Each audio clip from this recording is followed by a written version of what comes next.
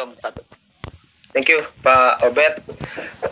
Terima kasih Pak Fernando sama Bu Yunita udah mengasis ini tiba-tiba saya ditodong. Kedengeran nggak ya? Dengeran ya? Oke. Tiba-tiba ditodong untuk kasih kabar gembira. Padahal pikirannya mau ditahan-tahan dulu. Ya, cuma rasa-rasanya saya nggak bisa ngebuka kabar berita itu sekarang karena nanti mau syuting dulu sebentar. Saya mau jadi artis dulu. Karena nanti mau kasihnya biar sekalian aja. Biar sekalian nasional. Nanti kalau dibocorin ke Anda dulu, nanti tiba-tiba ada kesenjangan sosial, nanti nggak asik ya. Jadi nanti kan kita, yang pasti apa katanya Pak Fernando, saya bocorin sedikit aja ya. Intinya ada kabar gembira, yaitu, oh bener ya Pak Fer, habis ngomong kayak gitu orang-orang pada maju ya.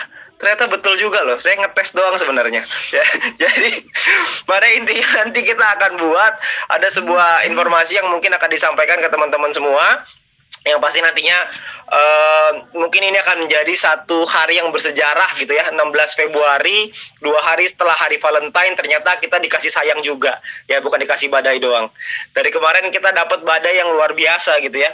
Cuma buat teman-teman semua, mungkin saya akan mengulang beberapa hal yang mungkin semalam juga sempat saya bahas. Hari ini mungkin saya akan bahas lagi sedikit buat teman-teman, supaya pada prinsipnya adalah supaya jangan sampai pikiran kita itu dipengaruhi oleh orang-orang, oleh kata-kata orang di luar sana.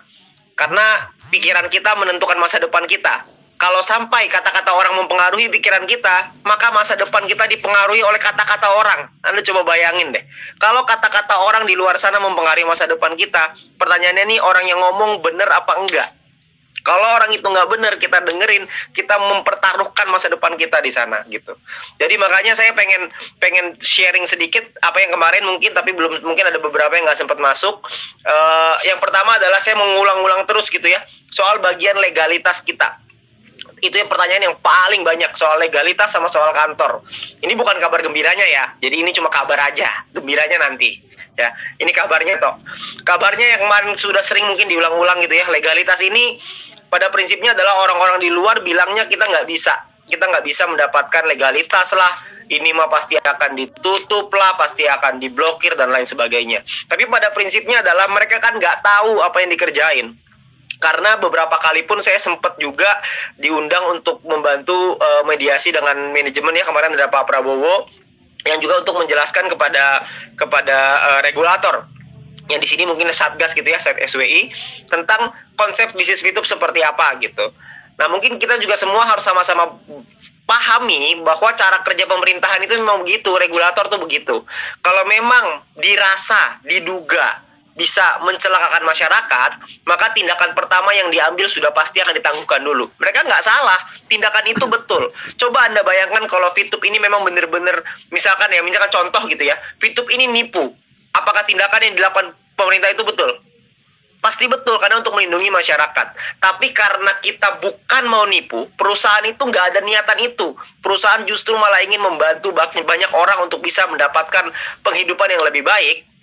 Kita datang ke pemerintah, kita jelaskan, kita mediasi, kita ngobrol, ketemu, wah udah nggak tahu tuh berapa kali ya ketemunya, udah sering sekali, baik melalui online maupun juga pernah offline. Jadi juga kita ketemuan untuk kita bisa ngobrol, kita bisa tapi lebih banyak di online memang ya, karena kita sekarang kan lagi pandemi. Jadi kita menjelaskan tentang konsepnya seperti apa, memberitahu dan lain-lain ya. Dan akhirnya memang keluarlah satu informasi dari yang ilegal sampai akhirnya dikeluarkan ada beberapa poin yang bisa dilakukan untuk normalisasi. Ya, jadi itu progresnya ada, perkembangannya ada. Jadi kalau orang-orang di luar sana bilang nggak mungkin, saya yang bingung. Emang mereka ikut ngurusin? Perasaan kemarin nggak lihat deh. Perasaan nggak ketemu gitu. Waktu lagi ngobrol tuh nggak ketemu. Kok bisa-bisanya mereka tahu? Tahu dari mana?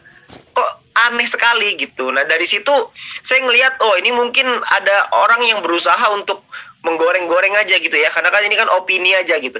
Karena opini yang diomongin terus-terusan kan lama-lama akan jadi terasa benar gitu di kuping kita. Apalagi kalau orang yang ngomongnya jago gitu. Diputar balikan fakta segala macam ya, ujung-ujungnya mungkin saja kita bisa terpengaruh. Tapi saya nggak bilang mereka 100% salah, dan kita juga nggak bilang di dunia ini nggak ada yang benar 100% dan salah 100%. Tapi yang saya ambil posisi adalah saya ada di tengah. Saya dengarkan apa yang masuk akal, yang nggak masuk akal saya buang. Nah, cuma memang masalahnya mereka kasih opini dari sisi mereka. Nah, sekarang boleh dong saya kasih opini dari sisi saya gitu. Saya mau kasih opini juga dari sisi saya. Yang saya ngelihat progresnya ada. Kalau progresnya ada, apa yang mau ditakuti? Mau apa yang dikhawatirkan itu apa gitu. Tapi saya juga paham bahwa juga banyak yang kita diserang masalah kantor. Nah, kantor ini juga sama. Saya juga sekali lagi kemarin sudah tahu bahwa perusahaan ada membeli sebuah kantor ya gitu ya untuk kantor kita. Tapi kemarin sempat ada pembahasan gitu. Apakah ini mau disampaikan nggak nih ke VTuber nih, ke member-member, karena pada banyak diserang karena masalah itu gitu, masalah kantor. Tapi saya pikir-pikir lagi, coba Anda bayangkan kira-kira kalau misalkan alamatnya itu dibuka, diberitahukan kepada Anda semua, kira-kira menurut Anda berapa orang yang bakal datang ke sana untuk ngelihat? 1000 ada nggak 1000? Mungkin lebih loh. Coba Anda bayangkan, proses renovasinya lagi berjalan, datang 1000 orang mau foto-foto sama tukangnya. Sama tukang-tukangnya pasti sama difotoin. Tukang-tukangnya, batu-batuannya, puing-puingnya yang lagi proses renovasi itu pasti semua difotoin. Yang terjadi malah nggak bisa renov, jadinya malah nggak selesai-selesai.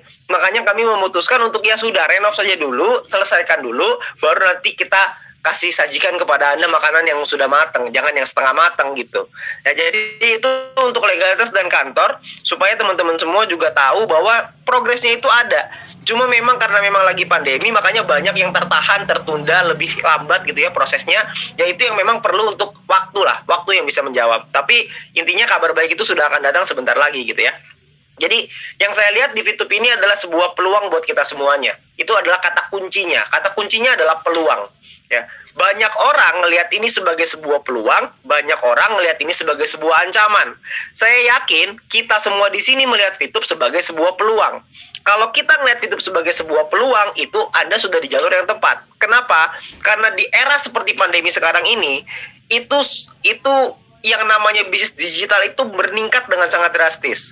Ya, karena saya percaya setiap masalah itu pasti ada peluangnya. Kalau masalahnya semakin besar, maka peluangnya semakin besar. Seperti contoh, kalau kita bicara soal peluang ini, ketika lagi pandemi, wah gak kehitung jumlah orang yang bilang bahwa wah sulit, ini sekarang nih zaman susah, cari uang susah, wah ini susah, semuanya susah. Banyak sekali yang mengeluh. Tapi sayangnya kalau di WA saya sih nggak ada yang mengeluh, karena isinya rata-rata ada yang beli mobil, ada yang bisa bayar utang, ada yang bisa kebutuhan keluarga tercukupi. Kok bisa begitu? Karena ada segelintir orang yang beradaptasi dengan masalah itu dan menemukan peluang di dalam masalah itu. Seperti contoh, Zoom yang kita pakai sekarang ini Zoom aplikasi yang sudah sangat lama sekali, tapi kita nggak pernah pakai dulu. Tapi ketika pandemi itu meningkat dengan luar biasa. Jadi di dalam sebuah masalah ada peluangnya. Pertanyaannya, kita menemukan nggak peluang itu? Nah, beruntungnya buat kita menemukan peluang itu. Tapi masalahnya, peluang yang kita dapetin ini ada beberapa orang yang ketakutan sehingga peluangnya dibuang. Anda coba bayangin, peluangnya dibuang loh, udah di depan mata, udah bagus-bagus dibuang. Kenapa? Karena ketakutan. Nah, ketakutan itulah yang perlu dijaga. Jadi teman-teman semua, saya nggak bilang bahwa semua orang pasti akan berani terus, enggak lah. Pasti ada juga orang-orang yang takut, yang khawatir dan lain-lain. Makanya kami ada di sini untuk memberikan kekuatan itu ke Anda. Bahwa kamu masih ada di sini. Kita bukannya yang nggak kerja, kita gila-gilaan, kita turun semua, kita Zoom setiap hari. Untuk buat apa? Supaya memberikan kekuatan kepada Anda, supaya Anda bisa berpikir positif, supaya Anda bisa mendapatkan informasi yang positif, supaya Anda bisa menularkan ke tim Anda semuanya. Jadi janganlah kita menyebarkan hal yang negatif, janganlah kita menyebarkan ketakutan, lebih baik kita menyebarkan hal yang positif, menyebarkan hal yang bisa bermanfaat untuk orang banyak. Buat apa kita bikin orang takut?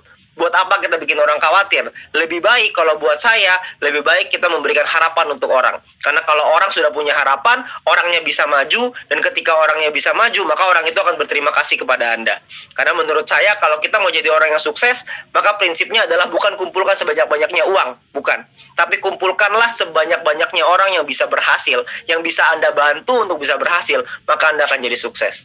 Jadi itu yang perlu Anda tanamkan gitu, bahwa jangan sampai ketakutan itu membuat Anda, kekhawatiran Anda membuat Anda jadi kacau gitu semuanya. Karena yang paling penting bukan itu, yang paling penting adalah peluang ini harus kita jaga. Karena di dalam sebuah masalah ada peluang, dan di dalam peluang ada uang gitu. Jadi Anda perlu pahami itu gitu. Kita harus lihat, makin berat masalahnya, makin besar juga peluangnya. Makin berat badainya, makin gede badainya, makin indah pelanginya. Jadi kita sudah di tengah badai itu, ayolah kita belajar untuk menari-nari aja di tengah badai ini. Karena sebentar lagi badainya akan reda dan pelangi akan muncul. Nah pertanyaannya kan cuman ketika pelangi ini muncul, Anda di posisi seperti apa? Apakah Anda ketika pelangi ini muncul, Anda masih baru mau mulai, atau Anda mau mulai panen? Nah itu pilihan di tangan Anda masing-masing. Ya, pilihan itu akan tergantung dari apa yang Anda lakukan sekarang. Kalau sekarang Anda malah jadi lemah, maka sulit. Tapi kalau sekarang Anda malah jadi bersemangat untuk Anda bisa maju terus, maka Anda akan panen raya nantinya. Ya, jadi ketakutan itu yang perlu dijaga, pikirannya kita jaga gitu. Ya, jadi mungkin saya nggak bisa ngomong terlalu panjang lebar hari ini ya, nanti kita tunggu aja kabar baiknya, karena sebentar lagi juga saya akan ada meeting lagi dengan manajemen untuk ngebahas soal kabar gembira itu ya buat Anda semua nantinya. Jadi saya nggak bisa ngomong panjang lebar, nanti Anda tunggu aja beritanya. Yang pasti percayalah Bapak Ibu, kami di sini tuh nggak ada niatan untuk menipu. Kita nggak ada niatan untuk apa ya namanya, seperti apa yang dikatakan orang lah gitu ya, ini cuma mau menindas apa segala macam. Nggak ada niatan. Justru kami paling seneng kalau ngelihat teman-teman semua berhasil. Kita paling seneng kalau ngelihat teman-teman bisa terbantu lewat VTube. Saya udah nggak kehitung jumlahnya orang-orang yang terbantu karena VTube ya. Nah untuk itu teman-teman semua, saya pengen ngajakin Anda semua untuk percaya, karena percaya itu adalah awal dari keberhasilan. Kesuksesan itu awalnya pasti percaya. Seperti saya ambil contoh biar gampang. Dulu Soekarno, presiden pertama kita, kalau beliau tidak percaya bahwa Indonesia bisa merdeka, maka kita tidak tahu jadi apa negara kita sekarang. Kita nggak tahu negaranya namanya apa. Apakah ada Indonesia? Belum tentu. Tapi karena beliau percaya, maka negara ini ada, maka kita ada. Kalau dulu orang-orang yang sukses ini tidak percaya dengan usahanya mereka, contoh lah, misalkan Nadiem Makarim tidak percaya bahwa Gojek bisa memberikan manfaat untuk bangsa Indonesia, maka Gojek gak mungkin sebesar sekarang. Jadi orang-orang besar itu selalu memulai dari percaya. Percaya inilah yang dia jaga. Dia gak mau pikirin kata orang-orang. Orang-orang mau bilang dia gila kek, mau bilang dia gak masuk akal kek, bodoh amat, dia maju terus. Karena suatu hari nanti gilanya itu akan berubah. Dari yang gila lu ngapain jalanin seperti itu, sampai gila hebat banget. Sama-sama gila tapi hasilnya berbeda. Jadi itu adalah sumber yang pertama. Jadi percaya dulu ya. Tapi saya juga tahu bahwa orang-orang banyak juga yang fokusnya teralihkan gitu ya. Jadi saya punya satu cara yang paling efektif untuk kita bisa melewati masalah-masalah ini ya. Caranya adalah cuma satu aja, cara untuk bisa melewati semua masalah-masalah ini, supaya kita bisa nyampe ke tujuan kita, bisa nyampe ke impian-impian kita. Satu caranya adalah fokus. Fokus dengan apa yang Anda inginkan. Fokus dengan apa yang Anda ingin tuju. Fokus Anda pengennya apa? Anda pengen bahagiain keluarga, fokus di sana. Anda pengen belikan rumah untuk orang tua Anda, fokus di sana. Anda pengen berikan yang terbaik untuk anak Anda, fokus di sana. Fokus aja di situ, jangan pikirin yang lain. Karena ketika Anda fokus, maka tidak akan ada masalah yang berarti dalam hidupmu. Karena Anda fokusnya sama tujuan, Anda tidak peduli masalahnya seperti apa, maka masalah akan jadi kecil. Tapi kalau Anda fokus dengan masalahnya saja, maka yang Anda dapat adalah masalahnya aja. Pertanyaannya sekarang adalah mana yang lebih penting? Masalahmu? Anda mau pikirin masalah itu? Atau apakah Anda ingin supaya keluarga Anda bahagia? Apakah Anda ingin buat anak-anak Anda bisa tersenyum bangga dengan Anda? Pilihannya ada di tangan Anda. Anda maunya yang mana? Kalau buat kami yang sudah menjadi, kami yang ada di posisi sekarang, kami fokus sama apa yang jadi tujuan kami. Kami nggak peduli sama yang lain.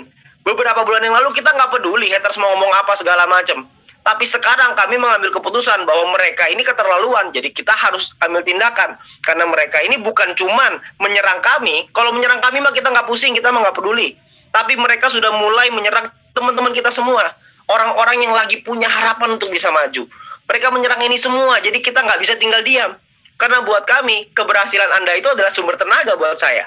Jadi itu yang membuat kami mau untuk turun semua, kita akan ketemu. Kita akan lebih banyak lagi komunikasi, supaya teman-teman semua juga bisa merasakan apa yang Anda rasakan. Ya. Jadi mungkin terakhir pesan dari saya buat Anda adalah fokus dengan apa yang dari target Anda. Buat yang belum silver, kejar silvernya. Buat yang belum gold, kejar goldnya. Belum platinum, kejar platinumnya. Yang belum diamond, kejar diamondnya. Karena kehidupan Anda itu akan berubah ketika Anda nyampe satu tahap, naik ke satu tahap lagi, naik ke satu tahap lagi. Hidup Anda akan berubah. Keluarga Anda akan merasakan, di sekeliling Anda akan merasakan. Dari yang tidak percaya akan jadi percaya. Dari yang merasa tidak masuk akal jadi pada ikutan. Nah, itu semua tergantung dari Anda semua. Jadi jangan sampai Andanya merasa ketakutan, jangan sampai Andanya merasa panik dan khawatir, karena itu adalah sumber kegagalan. Selalu fokus, selalu optimis, selalu percaya, maka saya berani jamin gak akan lama Ibu Yunita membuktikan 56 hari jadi diamond. Kalau Anda merasa gak 56 hari nggak bisa jadi diamond, nggak apa-apa kok. 3 bulan jadi diamond juga cepat. 4 bulan jadi diamond juga cepat. 4 bulan Anda bisa punya perubahan kehidupan juga nggak masalah. Tapi yang pasti adalah percaya bahwa Anda pasti bisa juga nyampe diamond. Banyak yang sudah membuktikan. Tinggal pilihannya adalah kapan Anda bisa membuktikan Anda bisa jadi diamond. Pilihan ada di tangan Anda. Anda tunggu kabar baiknya hari ini. Sekian dari saya, terima kasih. Salam buat Bu Lea, salam buat Pak Fernando dan Bu Yunita. Saya kembalikan ke MC Pak Obed. Terima kasih. Oke.